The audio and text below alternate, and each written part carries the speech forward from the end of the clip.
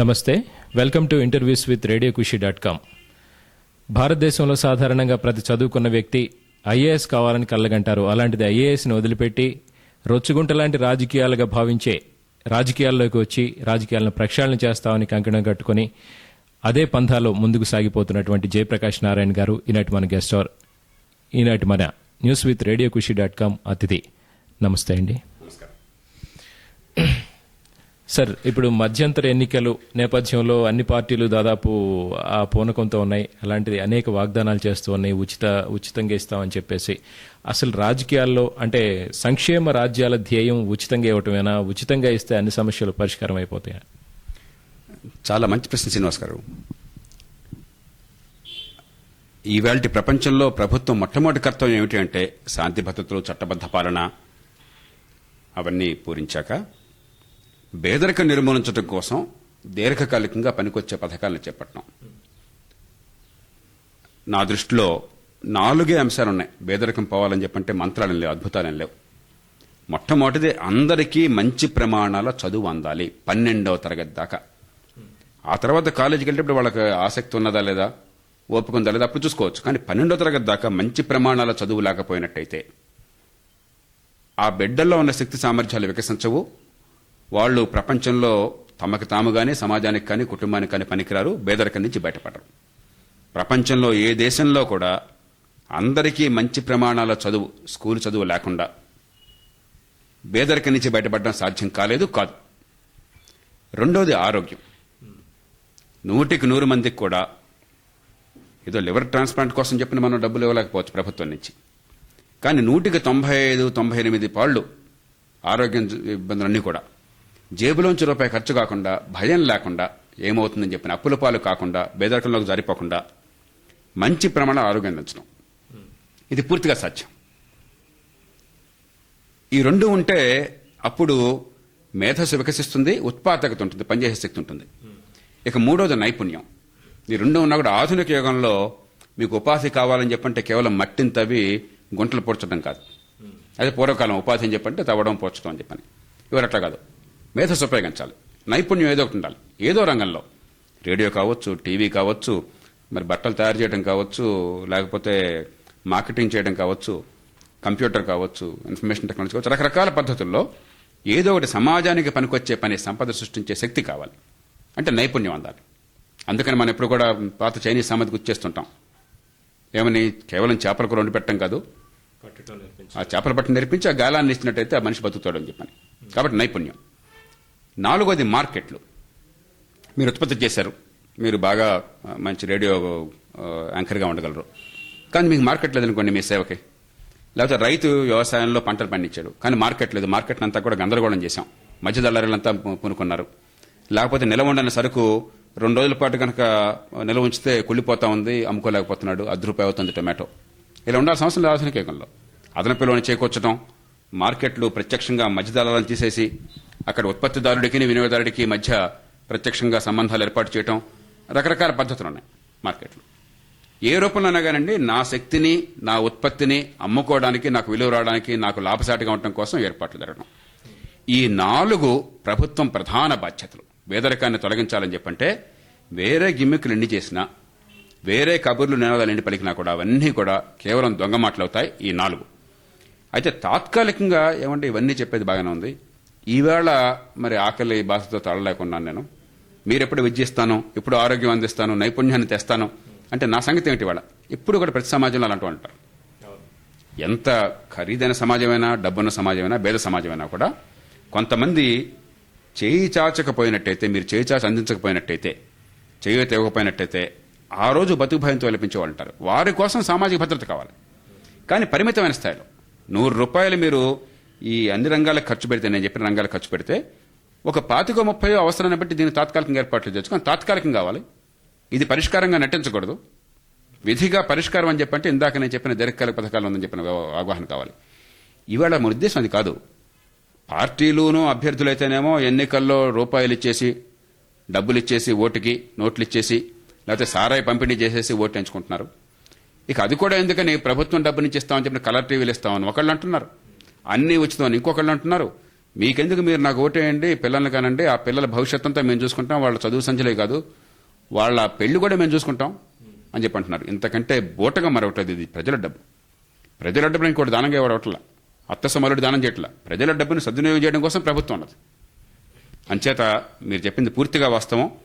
కొంత తాత్కాలికంగా వారికి చేయూత కోసం ఏర్పాట్లు అవసరమైనప్పటికీ కూడా ఏ రకంగా ఇస్తున్నాం, దుబారా లేకుండా ఎలా చేస్తున్నాం, మౌలికంగా పేదరికం నుంచి బయటపడడం కోసం ఏర్పాట్లు చేస్తున్నాం. అది పరిపాలన గీట్రాయి. అది లేకపోతే ఇది కేవలం దోపిడీ అవుతుంది, అత్తసమలుడు దానం చేయడం అవుతుంది.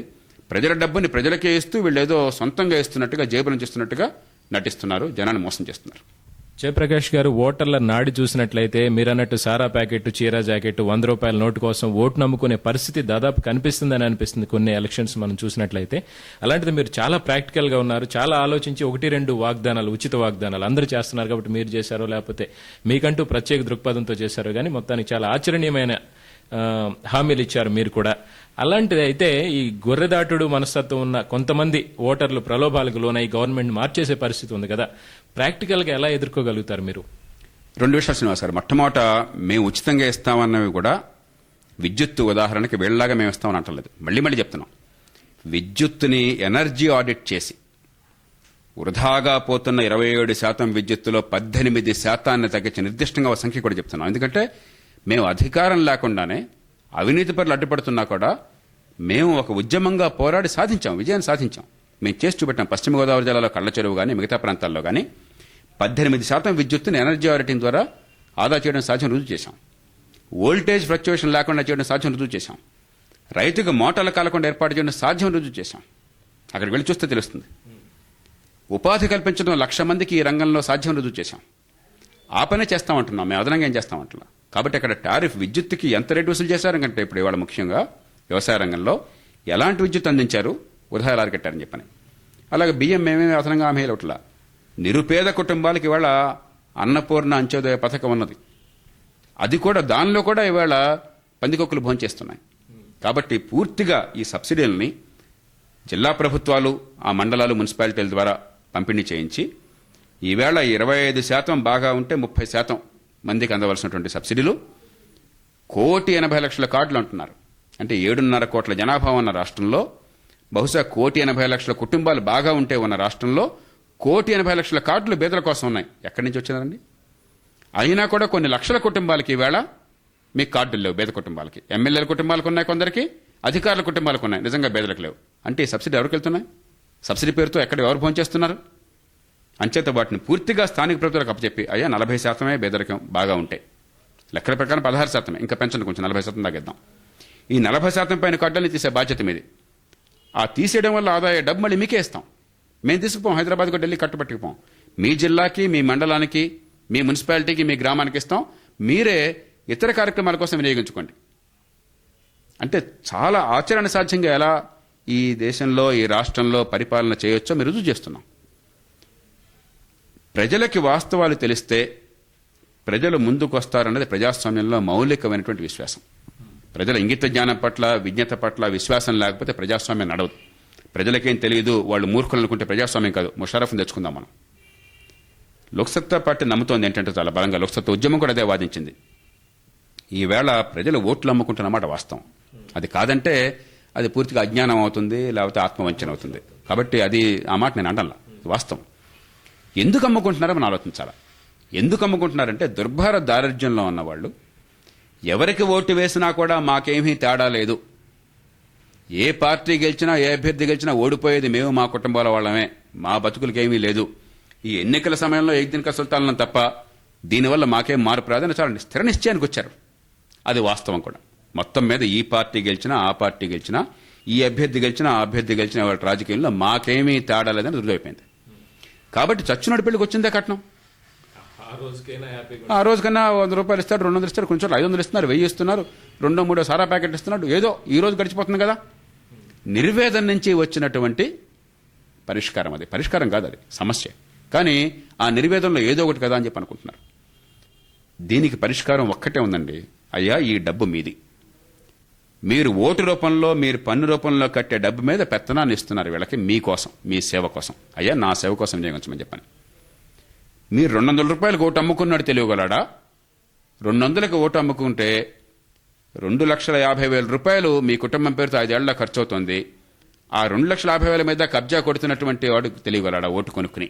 ఎవరు తెలివి అన్న విషయం ప్రజల ముందు స్పష్టంగా పెడితే, అసలు ఇప్పటిదాకా ఈ డబ్బు మీది, ఈ డబ్బు వల్ల వేరే రకాలుగా పనులు చేసుకోవచ్చు. మన పిల్లలు చదువు రావచ్చు, మనం 200 రూపాయలు ప్రైవేట్ స్కూల్కి పంపించక్కర్లా, పంపించినా కూడా చదువు లేకుండా బాధపడక్కర్లా, కూలీ కొడుకు కూలీ కావక్కర్లా, బంట్రోజు కొడుకు బంట్రోజు కావక్కర్లే అన్న ఆలోచన మనకు లేకుండా చేసాం. అసలు అది సాధ్యం కాదనుకుంటున్నాం. అలా కాదు, ఇది కావాలా అది కావాలా. మంచి ఆరోగ్యం లేక లక్షల కుటుంబాలు అలమడిస్తున్నాయి ఈ రాష్ట్రంలో. తాగుడుకు బానిసలైపోయి ప్రభుత్వం కేవలం డబ్బుల్ని సంపాదించడం కోసం మార్గంగా సారాయని మద్యాన్ని భావించడం చేత 60-70 లక్షల కుటుంబాలు నాశనం అయిపోతున్నాయి. కాబట్టి ఏ రకంగా డబ్బుని ప్రభుత్వం సేకరించాలి, ఏ రకంగా వినియోగించాలి? ఈ 200కి ఓటు కనుక అమ్ముకున్నట్టయితే 200 కొనుక్కున్నవాడు నీ కుటుంబం పేరుతో ఖర్చు అయ్యే రోజుకు 150 రూపాయల మీద కబ్జా కొడుతున్నాడు. ఆ విషయం అర్థం చేసుకుంటే నీకు పరిష్కారం వస్తుంది. ఇది ప్రజలకు అర్థం కావాలి. అది ఒక్కరోజు అర్థం అవుతుందా, నెల, సంవత్సర కాలం పడుతుందా, 2 ఏళ్లు పడుతుందా, ఎన్నేళ్లు పట్టినా, ఎంతకాలం పట్టినా ఇది ప్రజలకు అర్థం కాకుండా, ఓటంటే ఏంటో తెలియకుండా కేవలం రాగద్వేషాలతోనూ, తాత్కాలికమైన ఉద్రేకాలతోనూ, ప్రలోభాలతోనూ ఓటేసినట్టయితే ఏ పార్టీ వచ్చినా కూడా దోపిడీ ఆగదు, దోపిడీదారు మారుతారంతే. అంచేత లోక్సత్తా పార్టీ చెప్తున్న తప్ప వేరే పద్ధతి లేదు, వేరే మార్గం లేదు. దీన్ని ఎంత వేగంగా చేద్దామని మనం ఆలోచించాలి. ఇంకొక విషయం మీ దృష్టి తీసుకొస్తాను. ఏమండి, ఓటు అమ్ముకునే వాళ్ళు ఎంతమంది ఉన్నారు? ఎంతమంది అమ్ముకుంటున్నారు? మీరు అమ్ముకోవట్లేదుగా ఓటుని, నేను అమ్ముకోవట్లేదుగా ఓటుని, మరి ఈ ప్రోగ్రాం వింటున్నటువంటి శ్రోతలు అమ్ముకోవట్లేదుగా. ఎంతసేపటికి ఆ 30%, 35%, 25%, 40% డబ్బు కోసం ప్రలోభపడేవారు, లేకపోతే మరి జీవితంలో కష్టంలో ఉండి ఏదో చచ్చినడికి వచ్చిందే కట్నం అని చెప్పని అనుకుంటే వాళ్ళు అమ్ముకుంటుండొచ్చు. మిగిలిన వాడి సంగతి ఏంటి? మిగిలిన 60% ఉన్నారు కదా. కాస్త కొద్ది చదువు పెరుగుతోంది, ఆలోచన పెరుగుతోంది, అవినీతి పెరుగుతోంది, దోపిడీ పెరుగుతోంది చెప్పని బాధపడుతున్న వాళ్ళు ఉన్నారు. మరి వీళ్ళంతా ఏం చేస్తున్నారండి? ఈ 60-70% ఆలోచించడం మొదలెట్టి ఇట్లా కాదు ఈ రాజకీయాన్ని మార్చాల్సిందంటే తన్నుకుంటూ రాజకీయం మారిపోతుంది, దేశం మారిపోతుంది. అంటే ఎంతసేపటికి ఇంకో వాళ్ళంక చూస్తున్నాం మనం, వాళ్ళు తప్పని చెప్పని. మనం ఏం చేస్తున్నాం? ఆలోచించే వాళ్ళని, చదువుకున్న వాళ్ళు, మధ్యతరగతి వర్గాలు, యువత, మహిళలు ఏం చేస్తున్నారు? వారికి మార్గాన్ని చూపెట్టండి, ఈ దేశం ఖచ్చితంగా మారుతుంది. అదే లోక్సత్తా పార్టీ పంథ. మీరు ముఖ్యంగా బెల్ట్ షాపుల మీద ఉద్యమాన్ని చేపట్టారు. అసలు తాగుడు మానిపించేస్తే దాని సమస్యకి పరిష్కారం, కానీ బెల్ట్ షాపులు మూసేసినంత మాత్రాన తాగేవాళ్లు మానేస్తారనుకుంటున్నారా? మీరు ఒకసారి గ్రామాలకు పోతే దీని సమస్యకి పరిష్కారం మీకు అర్థమవుతుంది. 3 అంశాలు ఉన్నాయి దీనిలో. ఒకటి, గ్రామ ప్రాంతాల్లో ఈ పేద కుటుంబాల వారు తాగుడు ఎట్లా ప్రారంభించారని మీరు ఒకసారి సర్వే చేయండి. రాష్ట్రం అంతా కూడా 100కి 80 మంది ఎన్నికల టైంలో ఈ పార్టీల వాళ్ళు, వాళ్ళ అభ్యర్థులు ఉచితంగా విచ్చలవిడిగా మద్యాన్ని పంపిణీ చేయడం చేత తాగుడుకు అలవాటు పడ్డారు. కాబట్టి అసలు ఈ జనాన్ని మత్తులో ముంచటమే రాజకీయంగా వాళ్ళు నడుస్తున్నది. కాబట్టి ఇదేదో కేవలం ఒక వ్యక్తుల బలహీనత వల్ల వచ్చింది కాదు, కావాలని వ్యక్తుల్ని బలహీనతలోకి నెట్టడం అనేది రాజకీయం భాగంగా భావించింది. ఎట్లాగైతే నీకు ఈవేళ కలర్ టీవీ ఇచ్చేస్తాను, నాకు ఓటే అని చెప్పనే భావం ఉందో, అలాగే రేపు పొద్దున 5 సీసాల బ్రాందీ ఇస్తానయ్యా, ప్రతి నెలా కూడా మీ కుటుంబానికి ఓటేయండి చెప్పంటే ఆశ్చర్యపోవక్కర్లేదు. అధికారికంగా కూడా అనధికారికంగా ఆ పని ఎట్లాగో చేస్తున్నారు. ఎన్నికల టైంలో ఇంక బ్రాంతి ఎంత కావాలంత పోయిస్తానయ్యా, నాకు ఓటేయండి అని చెప్పని. కాబట్టి రాజకీయం ప్రజల్ని మత్తులోకి ముంచటమే, పేదల్ని మత్తులోకి ముంచటమే లక్ష్యంగా ఎంచుకున్నది. ప్రభుత్వానికి మద్యాన్ని ఆదాయ మార్గంగా భావిస్తున్నది. అందుకే మద్య నిషేధించాలని మేము అంటల్లా. అల్టిమేట్గా మంచి చేతిలో ఉంది పరిష్కారం. కానీ ఎన్నికల్లో ఉచితంగా తాగబోయించి, ఎన్నికల తర్వాత ఊళ్ళో మంచినీళ్లు లేకపోయినా కూడా బ్రాందీ లేకుండా ఉండే పరిస్థితి ఒక్కచోట కూడా లేదని పరిస్థితి కల్పించి, వీధి వీధికి ఊరూరా కూడా ఈ షాపులను ఏర్పాటు చేసి, వాళ్ళకి ఆరోగ్యం లేకపోతే మనం డబ్బులు ఇవ్వలేకపోవచ్చు, చదువు కావాలంటే అప్పులు ఇవ్వలేకపోవచ్చు, కానీ తాగుడు కావాలంటే అప్పైనా ఇస్తాం తాగని చెప్పని ఏర్పాటు చేసి, ఇక అప్పుడు తాగడం ఆపండి అని చెప్పంటే సాధ్యం కాదు. ఈ తాగేవారిని అడిగితే 190 మంది అని చెప్తున్నారు. అయ్యా, మాకు అందుబాటులో లేకుండా చేయండి, చాలా వరకు తగ్గుతుంది. నిషేధం అంటలా మేము. అందుకని తాగిన వాళ్ళు కూడా ఇక్కడ షాప్ ఉంటే నష్టమా లాభమా అంటే ఈ తీసిపారని మహాప్రభు అని నమస్కారం పెడుతున్నారు. మనం చెప్తుంది ఏంటంటే పరిమితంగా షాపులుంచి, తాగిన వాళ్ళేం పాపం చేస్తున్నారు మనం అంటల్లా, కానీ పేద కుటుంబాలను తాగించడమే లక్ష్యంగా పెట్టుకుంటే మనం పాపం చేస్తున్నాం. కాబట్టి షాపుల్ని పరిమితం చేసి, ఆ పరిమితమైన లైసెన్స్ షాపుల్ని ప్రభుత్వమే నడిపి, మళ్ళీ దానికి లైసెన్స్ ఫీజు కోసం మీరేదో ఆక్షన్ పెట్టి వేలంపాట్లో వాళ్ళు లక్షలు వెర్రిగా పాడేసి, అంత పెట్టాం కాబట్టి బెల్ షాపులు పెట్టి అక్కడ అదే పనిగా తాగబోయించి మంచినీళ్ళ కంటే ఎక్కువగా అందుబాటులో చేసి, ఇలా కాకుండా పరిమితమైన షాపులు దూరంగా ఉండే ఏర్పాటు చేసి పట్టణ ప్రాంతాల్లో ప్రధానంగా. ఇంకా తాగాలనుకుంటే తాగేవాళ్ళు అక్కడికి పొమ్మనండి, ఇంటికి వెళ్ళి తెచ్చుకోమనండి, బహిరంగంగా తాగొద్దని చెప్పండి. బయట తాగొద్దు, బయట తాగి కనిపించొద్దు. అలా చేసి అప్పటికీ కూడా 100కి 5 10 మందో పాపం చేతులు కాళ్ళు వణికేవాళ్ళు, ఈ తాగుడు ఆపలేని వాళ్ళు బానిసలుగా అయిపోయారు దానికి. అది భౌతికంగా ఒక జబ్బు. అది ఆ స్థాయిలో వాళ్ళని కోప్పడితే లాభం లేదు. వాళ్ళకి ఆ జబ్బుకి చికిత్స చేయాలి, డీ అడిక్షన్ చేయాలి. అది చేయండి. ఇవన్నీ చేసినా కూడా గుడంబా వస్తుంది. ఇవన్నీ చేస్తే కాపుసారా వస్తుంది. అందుకని లోక్సత్తా పార్టీకి దీనిలో ఏమంత సందేహం లేదు. ఆ కాపుసారా గుడంబాని ఆపే శక్తిని ఆ గ్రామాల్లో ఉన్నటువంటి పంచాయతీకి, ఆ మహిళలకి, అక్కడ పౌర సమాజానికి చట్టబద్ధంగా ఇవ్వండి. మీరు వెళ్ళి ఇన్స్పెక్ట్ చేయొచ్చు, మీరు వెళ్ళి ధ్వంసం చేయొచ్చు, మీరు వెళ్ళి అరెస్ట్ చేయొచ్చు, మీరు వెళ్ళి సీజ్ చేయొచ్చు, మీరు వెళ్ళి కోర్టు మీద పెట్టచ్చు. ఈ కేవలం ఎక్సైజ్ అధికారులు, ఈ పోలీస్ అధికారుల మీద పెడితే ముడుపులు, రాజకీయ ఒత్తిళ్లు మనకు తెలుసు. దాంతోపాటు ఇది కూడా చేయండి. అలా సమగ్రంగా ఆచరణ సాధ్యమైన విధానాన్ని లోక్సత్తా పార్టీ ప్రతిపాదిస్తున్నది. గ్రామాల్లో మీరు అడిగితే మహిళలంతా కావాలంటున్నారు, వెంటనే మూసేయండి బెల్ట్ షాపులని చెప్పని. తాగే వాళ్లలో మీరు సర్వే చేస్తే 100కి 90 మంది ఇవి మూసేస్తే మేము తాగుడు చాలా వరకు తగ్గుతామని చెప్పి అంటున్నారు. అవి లేని చోట తాగుడు చాలా తక్కువ ఉన్నది. 100 పరిష్కారం కాదు, దీనికి 100 పరిష్కారం లేదు. ఏం చేసినా కూడా అది పర్ఫెక్ట్ సొల్యూషన్ కాదు. ఆచరణ సాధ్యమైంది ఈ సామాన్య ప్రజల్ని ఈ మత్తు నుంచి బయటపడేసేది, వాళ్ళ కుటుంబాలని, మహిళల్ని, పిల్లల్ని ఆదుకునేది సరైన విధానం కావాలి, సమగ్ర విధానం. లేదంటే ఎంతకంటే మరిన్ని కొన్ని ఆలోచనలు అంటే తప్పకుండా చేద్దాం. కానీ ఇది మాత్రం, ఈ ప్రస్తుతం జరుగుతున్న పరిస్థితి మాత్రం ఖచ్చితంగా ఈ కుటుంబాలను నాశనం చేసేదే, దానిలో ఏ మాత్రం అనుమానం లేదు. మీరు లోక్సత్తా పార్టీని స్థాపించి దిగ్విజయంగా సంవత్సరం పూర్తి చేసుకుని తిరుపతిలో బహిరంగ సభ కూడా జరిపారు. దాని తర్వాత మీరు ఇప్పటివరకు పరిశీలన చేసుకున్నట్లయితే ఎంతవరకు సక్సెస్ అయ్యారనుకుంటున్నారు? ముఖ్యంగా ఓటు బ్యాంక్ అయినటువంటి మహిళల్ని ఎంతవరకు ఆకట్టుకోగలిగారు? రాబోయే రాజకీయాల్లో మీ ప్లాన్ ఏంటి? అంటే ఖర్చు అనేది తప్పనిసరి ఎన్నికల్లో, దాన్ని మీరు ఎలా సమకూర్చుకోగలుగుతున్నారు? మిగతా వాటికంటే మీరు ఎలా నియంత్రించుకోగలుగుతారు ఖర్చుని? ముందు ఖర్చు దగ్గరకు వస్తానండి. రాజకీయానికి ఖర్చు అవసరం. ఇక్కడ ఆఫీసు కూర్చున్నామంటే ఖర్చు కావాలి, ఇక్కడ ఇదిగో ఈ బ్యానర్ అంటే ఖర్చు కావాలి, దానిలో అనుమానం లేదు. ప్రపంచంలో ఎక్కడైనా కూడా సహజం అది.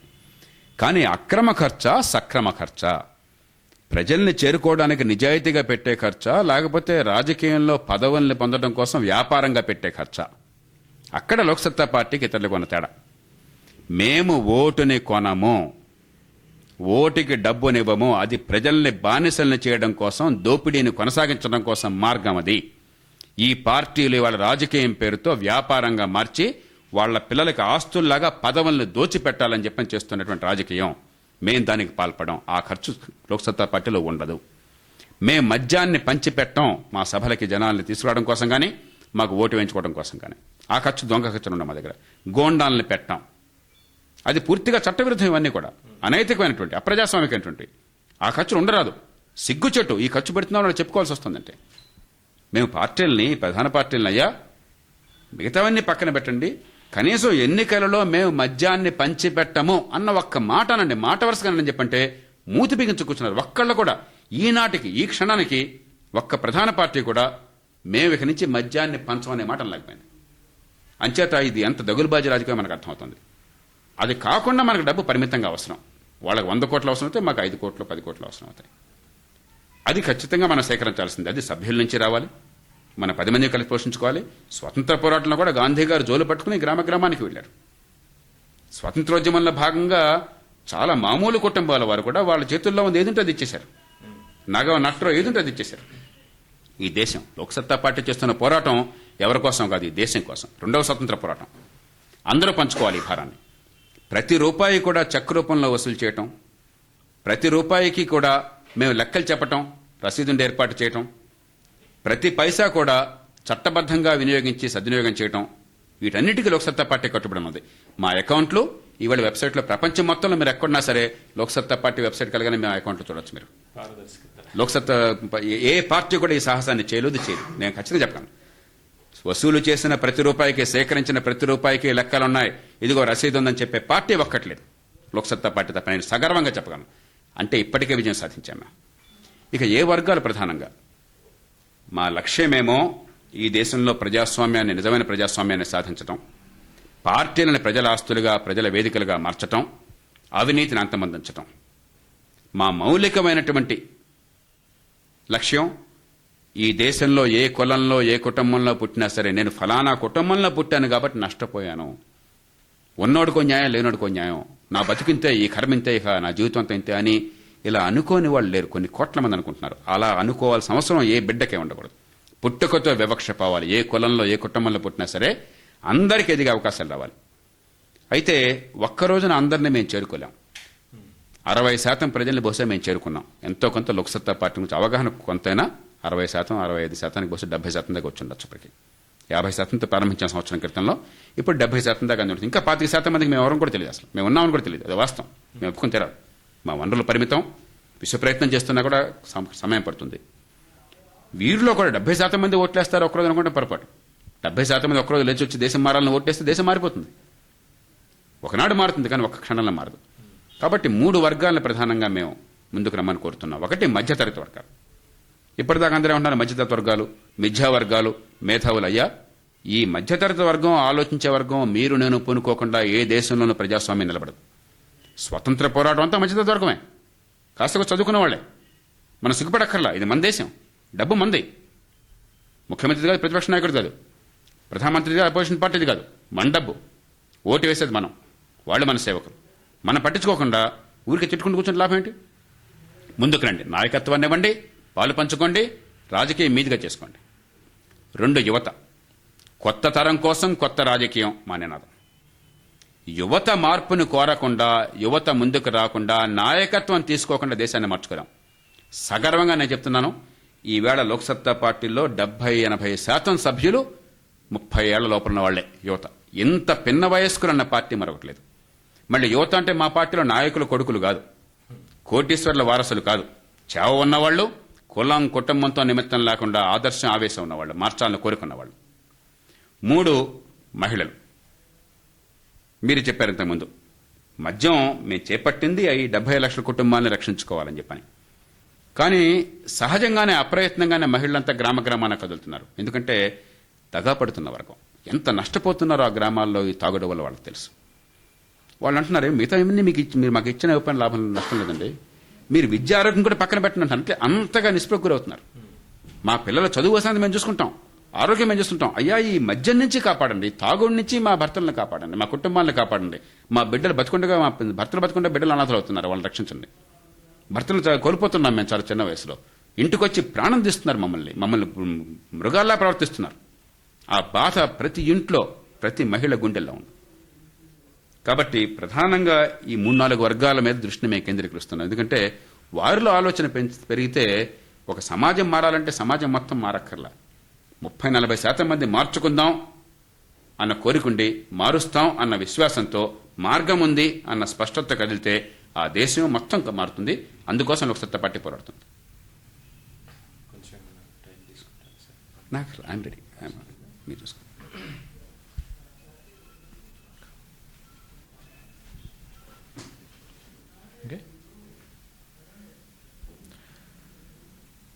జయప్రకాష్ గారు, ఏ చిన్న ఉద్యోగానికి వెళ్ళినా నీ అర్హత ఏంటి అని అడుగుతారు. అయితే దేశాన్ని పరిపాలించే లేదా రాష్ట్రాన్ని పరిపాలించే ముఖ్యమంత్రికో, ప్రధానమంత్రికో, ఎంపీలకో, ఎమ్మెల్యేలకో అర్హత లేకుండా పోయింది భారతదేశంలో. ఇది కరెక్టేనా? మీరు చెప్పింది వాస్తవమే. కానీ పరిష్కారం కేవలం ఒక బీఎస్సీ, BA డిగ్రీతో ఉండదు. అక్కడ సమస్య వస్తుంది. ఎందుకంటే ఈవేళ లక్షలాది మంది ఈ దేశంలో, దేశ జనాభాలో 8% అయినప్పటికీ కూడా 8% ఉంటేనే దేశంలో ఎందుకు అట్లా మంది ఉన్నారు. అంతమంది డిగ్రీలు చేస్తున్నారు. కాబట్టి అది పెద్ద గొప్ప విషయం కాదు. అలాగే ఎమ్మెల్యేలు, ఎంపీలో చాలా మంది డిగ్రీలు పోస్ట్ గ్రాడ్యుయేట్ ఉన్నారు. గోండాలకు కూడా కొంతమందికి డిగ్రీలు పోస్ట్ గ్రాడ్యుయేట్లు ఉన్నాయి. ఎందుకు కొరగాని వాళ్ళకు కూడా చాలా డిగ్రీలు కాగితం మీద ఉన్నాయి. కాబట్టి డిగ్రీని ప్రమాణంగా మనం చూడలేం. మన రాష్ట్రాన్ని చూసినట్టయితే మరి ఏమాత్రం చదువు లేనటువంటి వాళ్ళు, చాలా కొద్ది చదువు ఉన్నవారు, జలగం వెంగళరావు గారు ఈ రాష్ట్ర ముఖ్యమంత్రిగా అయ్యారు. ఆయనకి ఏ డిగ్రీ లేదు. కానీ బహుశా ఆయన ఇంగిత జ్ఞానం గల ముఖ్యమంత్రి మరొకరు లేరు. అంత తపన, అంత దూరదృష్టి ఉన్న మనిషి. అలాగే టంగుటూరి అంజయ్య గారు, పాపం చదువు లేదు, అక్షరాలు కూడా కష్టమని చెప్తారు. కానీ ఆయన స్థానిక ప్రభుత్వాలు కావాలని చెప్పని చాలా కాలం తర్వాత మళ్ళీ రాష్ట్రంలో ఎన్నికలు జరిపి కొంత ఇంగిత జ్ఞానంతో, కామన్ సెన్స్తో పనిచేసిన మనిషి. అంచేత డిగ్రీలు కొలమానం కాదు. మరి పరిష్కారం ఏమిటి? అలాగని చదువు లేకపోతే అది అర్హత అవుతుందా? కానే కాదు. ఆధునిక యుగంలో చదువును, ప్రపంచానికి అవగాహన లేకపోతే మీరు ఉన్నత స్థానంలోనే కాదు, చాలా చిన్న స్థాయిలో కూడా నాయకత్వానికి అర్హులు కాదు. కాబట్టి ఏమిటి పరిష్కారం అంటే, లోక్సత్తా పార్టీ దృష్టిలో 2 పరిష్కారాలు. ఒకటి, ఆ మనిషి గత జీవితాన్ని పరిశీలించాలి. ఓ గోండా అయ్యాడు కాబట్టి, అందరిని బెదిరించాడు కాబట్టి వాడిని నాయకుడిని చేస్తానని చెప్పంటే అంతకంటే దారుణం మరొకట్లేదు. ఫలానా వాడి కొడుకు కాబట్టి వాడు సహజంగానే నాయకుడు అయిపోయి నెత్తినిచ్చుకుంటామని చెప్పండి, అంతకంటే మోసం ఇంకోట్లేదు. ఆధునిక జమీందారీ అవుతుంది, అది రాచరికం అవుతుంది. ఈ దేశంలో జరుగుతుంది అది. ఓ బామరుదో కొడుకో ఇంకెవరన్నా కానీ. అలా కాకుండా గత జీవితంలో చిత్తశుద్ధితో నిజాయితీతో పనిచేశారా లేదా, ఎంతో కొంత ఎన్నుకున్న రంగంలో ఒక డాక్టర్ కావచ్చు, ఒక ఇంజనీర్ కావచ్చు, ఒక లాయర్ కావచ్చు, ఒక పాత్రికేయులు కావచ్చు, ఓ పరిపాలన ఉన్నవారు కావచ్చు, ఓ వ్యాపారం చేసిన వారు కావచ్చు, ఓ పరిశ్రమ పెట్టిన వారు కావచ్చు, ఏ రంగంలో అయినా సరే నిబద్ధతతో చిత్తశుద్ధితో మంచి ప్రమాణాలతో పనిచేశారు లేదా, అది గీట్రాయి మొట్టమొదటిది. రెండవది, పార్టీలో అంతర్గత ప్రజాస్వామ్యం ఉండి అభ్యర్థి ఎవరవుతారు, నాయకులు ఎవరవుతారు, ఇది పూర్తిగా పార్టీలో సభ్యులు, మొత్తం ప్రజలు అభ్యర్థిత్వం విషయంలో వారి నిర్ణయించే ఏర్పాటు కావాలి. మీరు గమనించారో లేదో, లోక్సత్తా పార్టీ ఈ రెంటికే కట్టుబడి ఉన్నది పూర్తిగా. గత చరిత్ర చూసిగానే మేము పార్టీలో పెద్దపీట వేయం. రెండోది, అభ్యర్థి ఎవరు అని చెప్పంటే లోక్సత్తా పార్టీలో నేను నిర్ణయం చేయను, పార్టీ నాయకత్వం ఎవరు నిర్ణయం చేయరు. ఆ స్థానికంగా ఉన్నటువంటి సభ్యులు, ప్రజలు, పార్టీ సభ్యులు కానటువంటి మిగతా ప్రజలు వారు నిర్ణయం చేస్తారు రహస్య బ్యాలెట్ ద్వారా. అలాగే పార్టీలో నాయకులు ఎవరని చెప్పండి, లోక్సత్తా పార్టీ అగ్రనాయకత్వంతో సహా రేపొద్దున పార్టీ నాయకత్వాన్ని నేను పోటీ పడేట్టయితే, నాతో ఎవరన్నా పోటీకి రాదలుచుకున్నట్టయితే, వారి కనీస అర్హతలు ఉన్నట్టయితే, నాకు వారికి మధ్య రహస్య బ్యాలెట్ ద్వారా ఎన్నిక జరగాలి. రేపు ఎన్నిక జరిగి ఆయన నేను పదవిలోకి వచ్చినట్టయితే, పదవిలోకి రాని వాడిని నన్ను వ్యతిరేకించాడు కాబట్టి వాడిని తీసి పారేస్తాననే పరిస్థితి లోక్సత్తా పార్టీలో ఉండే సమస్యలేనే లేదు. అంతర్గత ప్రజాస్వామ్యానికి 100కి 100 రూపాయలు మేము 2 ఏర్పాట్లు చేశాం. నాయకత్వాన్ని ప్రశ్నించినంత మాత్రం చేత అది క్రమశిక్షణ ఉల్లంఘించినట్టు కాదు అని మేము రాజ్యాంగంలో రాసుకున్నాం. ఆ కారణంగా వాళ్ళని బయటికి పంపించే సమస్య లేదు. ఈవేళ మైనార్టీ రేపు మెజారిటీ అవుతుంది. రెండోది, ఏ నాయకుడినైనా ఏ నాయకురాలనైనా ఏ స్థాయిలో ఉన్నవారినైనా సరే కిందకి దించేస్తామని చెప్పిన 10 మంది సంతకాలు పెట్టి ఆ రీకాల్ కోసం ఏర్పాట్లు ఉండాలి అని రాజ్యాంగంలో ఏర్పాటు చేసుకున్నాం. రెండుగా మేము కట్టుబడినాం. మీరు ఆ రకంగా చేసుకుంటే మొత్తం మీద మంచి నాయకత్వం వస్తుంది. రాకపోతే ఆ నాయకత్వాన్ని ఆ పార్టీ సభ్యులు ప్రయత్నించేస్తుంటారు, మంచి వాళ్ళు తెచ్చుకుంటారు. దానివల్ల పరిష్కారం ఉంది. కానీ మీరు డిగ్రీ పెట్టేసి నిర్ణయించండి చెప్పంటే పరిష్కారం లేదు. డిగ్రీలు పొందిన వాళ్ళు, దేశాన్ని దోచుకునే వాళ్ళు చాలా మంది ఉన్నారు. కోర్టు సొంత సంపాదన చేసుకుంటున్న వాళ్ళు ఉన్నారు. గోండాగిరి చేసిన వాళ్ళు, చేస్తున్న వాళ్ళు ఉన్నారు. డిగ్రీలు లేకుండా బాగా మంచి పాలన అందించిన వాళ్ళు ఉన్నారు. కాబట్టి ఈ ప్రమాణాల ప్రకారం ఏర్పాట్లు చేసుకుంటే మేము చెప్పినట్టుగా అది మంచి పరిష్కారం మేము భావిస్తున్నాం. తెలంగాణ విషయంలో దాదాపు అన్ని పార్టీలు తన వైఖరిని ప్రకటించాయి. గోడ మీద పిల్లిలా కొన్ని అటని కొన్ని ఇటని ఉన్నాయి. మీ పార్టీ స్లోగన్ ఏంటి? చిన్న రాష్ట్రాలకు మేము వ్యతిరేకం కాదు. ఎందుకంటే కొన్ని చోట్ల చిన్న రాష్ట్రాలు వస్తే మంచి ఫలితాలు వచ్చినాయి. ఉదాహరణకి పంజాబ్, హర్యానా, హిమాచల్ ప్రదేశ్. మరి కొన్ని చోట్ల చిన్న రాష్ట్రాలతో పరిస్థితులు చెడిపోయినాయి. ఉదాహరణకి జార్ఖండ్, ఛత్తీస్గఢ్. కాబట్టి ఒక సమస్యకు ఒకటే పరిష్కారం అని లేదు. కానీ ప్రజలు కోరుకున్నట్టయితే రాజ్యాంగంలో 2వ అధికరణలో చక్కటి ప్రక్రియ ఉన్నది. శాంతియుతంగా, ప్రజాస్వామ్యబద్ధంగా రాష్ట్రం ఏర్పాటు చేసుకోవచ్చు, రాష్ట్రాల విలీనం కూడా చేసుకోవచ్చు. ఎందుకంటే మన దేశంలో ఉన్నంత సులువుగా ప్రజాస్వామ్య సమాజాల్లో రాష్ట్రాల ఏర్పాటు, రాష్ట్రాల విలీనం మరెక్కడా లేదు. అయితే ప్రజాస్వామ్యబద్ధంగా ముందు శాసనసభలో నిర్ణయం చేసుకోవాలి, ఆ తర్వాత పార్లమెంట్కి వెళ్ళాలి, ఏకాభిప్రాయం ఉండాలి. దీర్ఘకాలిక లక్ష్యం కాబట్టి జాతిలో ఏకాభిప్రాయం కూడా ఉండటం అవసరం. తాత్కాలిక మెజారిటీలో మైనార్టీలే కాకుండా దీర్ఘకాలికంగా జాతీయ లక్ష్యాల గురించి ఆలోచన చేసి ఏర్పాటు ఉండాలి. కానీ మేము చెప్తుందల్లా ఏమిటంటే దీనిలో ఆవేశాలు ఉండరాదు.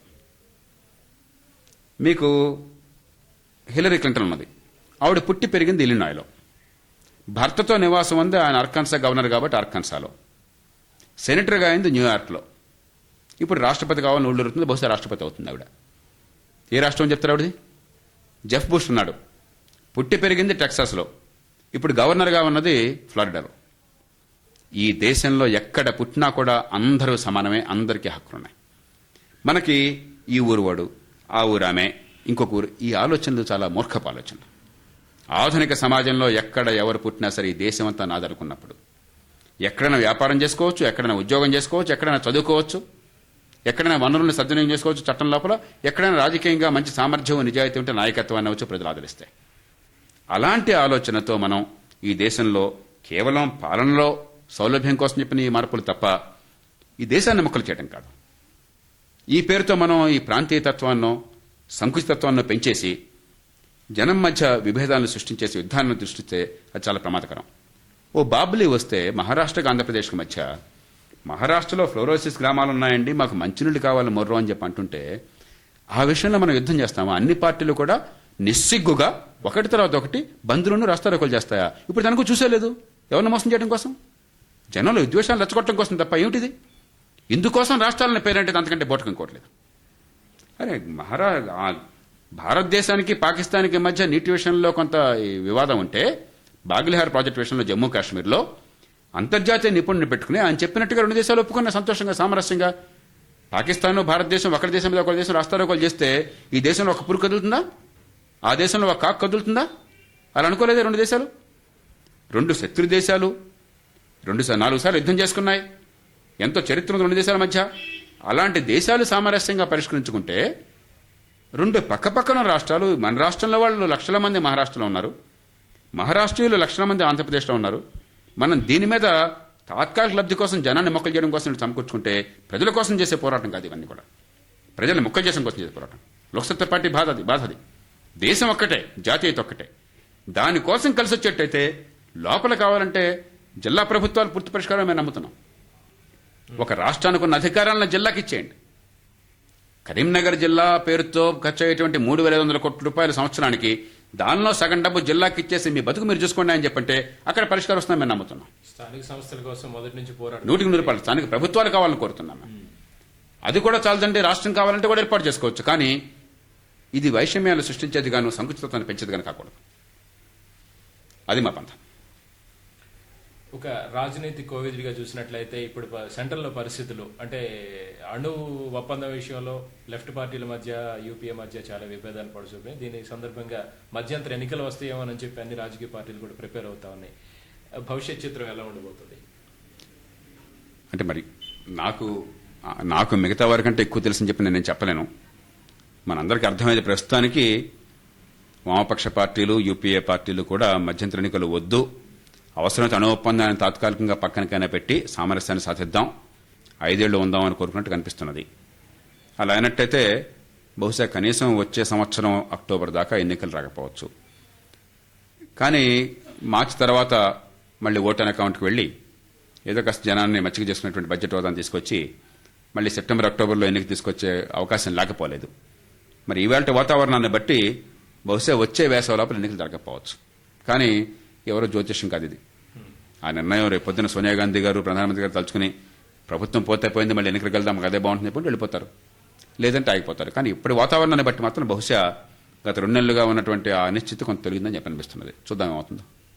ప్రజానాయకుడు లోక్నాయక్ జయప్రకాష్ నారాయణకి మీకు మధ్య ఏమైనా సారూప్యత చూడొచ్చా? వారంతా మహానాయకులండి. వాళ్ళతో మనం పోల్చుకోవటం చెప్పన్నది అది వారికి అవమానం అవుతుంది. ఎందుకంటే కులాలకి, మతాలకి, ప్రాంతాలకి, పార్టీలకి అతీతంగా ఈ దేశంలో ఓ గాంధీ, ఓ అంబేద్కర్, ఓ జేపీ తిరుగులేని నాయకత్వాన్ని ఇచ్చారు.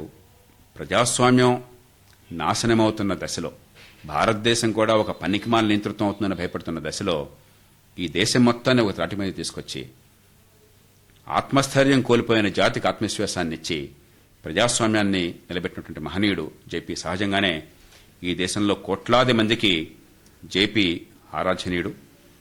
అలాగే కోట్లాది మందికి ఎమర్జెన్సీ ఆనాటి సంఘటనలు వాళ్ళ జీవితాలను ప్రభావితం చేసినవి.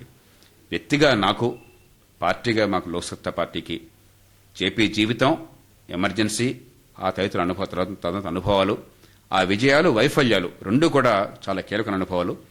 ఆ వైఫల్యాన్ని దృష్టిలో ఉంచుకుని ఈవేళ దేశాన్ని మలచినట్లు అని చెప్పన్నదే మా తరంలో లక్షలాది మంది దేశం అంతా కూడా కొంత ప్రయత్నం చేస్తున్నాం. Thank you sir. మీ నాయకత్వంలో ఎప్పటికైనా సరే అవినీతి రహిత ప్రభుత్వం ఏర్పడాలని ఆంధ్రప్రదేశ్లో మనస్ఫూర్తిగా కోరుకుంటూ రేడియోకుషి.com ప్రత్యేక ఇంటర్వ్యూ ఇచ్చినందుకు ధన్యవాదాలు. Thank you. తప్పకుండా ఈ దేశం మారుతున్న విశ్వాసం నాకున్నది. ఈవేళ మనం చాలా అదృష్టవంతులం. ఎప్పుడు చెడే చూస్తున్నాం కానీ ప్రపంచ చరిత్రలో మరే తరానికి కూడా ఈవేళ మనకున్నంత అదృష్టం లేదు. మనకున్న సమస్యలన్నీ ఒక చావు, సహజ మరణం తప్ప, కొన్ని నివారించలేనటువంటి వ్యాధులు తప్ప మిగిలిన అన్ని సమస్యలకి పరిష్కారాలు ఉన్నాయి. ఈవేళ సాంకేతిక విజ్ఞానం ఉన్నది. వాటిని సాధించడానికి కావాల్సిన వనరులు ఉన్నాయి. మనకు కావాల్సిన రాజకీయ సంకల్పం, సమాజంలో ఒక దృఢమైనటువంటి నిశ్చలమైనటువంటి నాయకత్వం. అవి ఉన్నట్టయితే ఖచ్చితంగా ఈ దేశంలో ఒక కొద్ది కాలంలో, మళ్ళీ దానికి 25-30 ఏళ్ల ఆగక్కర్లా, 5-10 ఏళ్ల కాలంలో ఈ దేశంలో మౌలిక మార్పును సాధించగలం. అందుకు వేదికగా లోక్సత్తా పార్టీని ఏర్పాటు చేశాను తప్ప తాత్కాలిక భ్రమలకు కాదు, అడవుడుగా పోయే లాంతర్లను చూడడం కోసం కాదు, సుదూరంగా పోయే నక్షత్రాన్ని చూసి దాన్ని బట్టి దారి తెలుసుకోవాలని చెప్పి లోక్సత్తా పార్టీ లక్ష్యం. అందుకే నక్షత్రాన్ని గుర్తుగా పెట్టుకున్నాం. అడవుడుగా పోయే లాంతర్లను చూసి కాదు, ఆ నక్షత్రం మనకి దారిని చూపెట్టాలి. ఈ జాతి మొత్తం కూడా కథలు రావాలి, ఈ దేశాన్ని మార్చుకోవాలి. అందరి బాధ్యత. కేవలం మార్గాన్ని చూపెట్టడం, వేదిక నిర్మించడం మా బాధ్యతగా మేము భావిస్తున్నాం. Thank you sir. సార్ ఒక్క మాట, మీ పేరు, రేడియోకుషి.com శ్రోతలకి అభినందనలు చెప్పగలుగుతారు?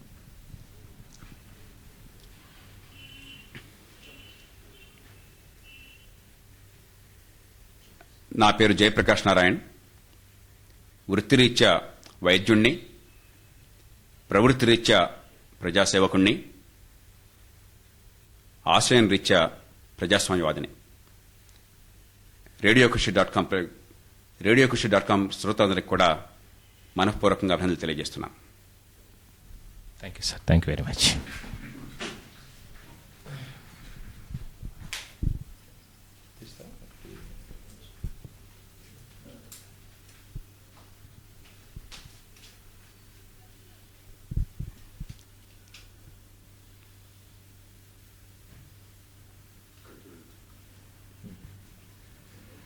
సార్ అది సింగిల్ అయితే ఉన్నాయి కదా.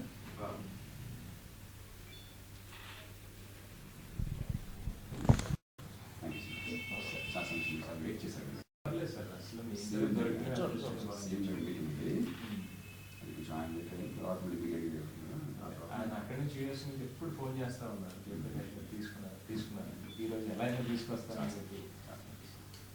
హాస్పిటల్లో పేషెంట్ థ్యాంక్ యూ సార్.